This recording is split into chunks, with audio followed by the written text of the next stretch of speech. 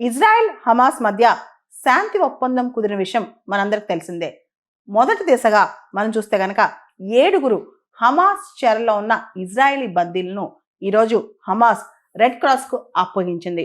శాంతి ఒప్పందం తొలి దశలో భాగంగా హమాస్ 7 ఇజ్రాయేలీ బందీలను అంతర్జాతీయ రెడ్ క్రాస్ సంస్థకు అప్పగించింది ఈరోజు. దీంతో వారిని ఈ ఖాన్ యూనిస్ ప్రాంతం నుంచి ఇజ్రాయెల్కి తరలించారు. మిగిలిన బందీలను కూడా ఈరోజు సాయంత్రం లేదా రేపు పొద్దున లోపల రిలీజ్ చేసే అవకాశం కనిపిస్తుంది.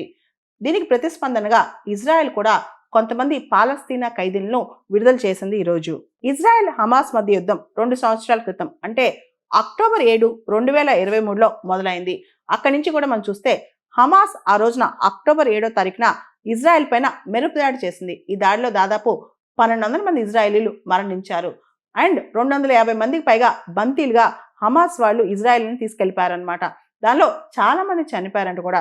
ఇప్పుడు కేవలం 20 మంది మాత్రమే హమాస్ చేతిలో ఉన్నారంట. అంటే కొంతమంది క్యాప్టివ్స్గా ఉన్న వాళ్ళు కేవలం 20 మంది మాత్రమే ఇప్పుడు హమాస్ చేతిలో ఉన్నారు. హమాస్ ఇజ్రాయెల్ మధ్య యుద్ధంలో గాజా పూర్తిగా చితికిపోయింది.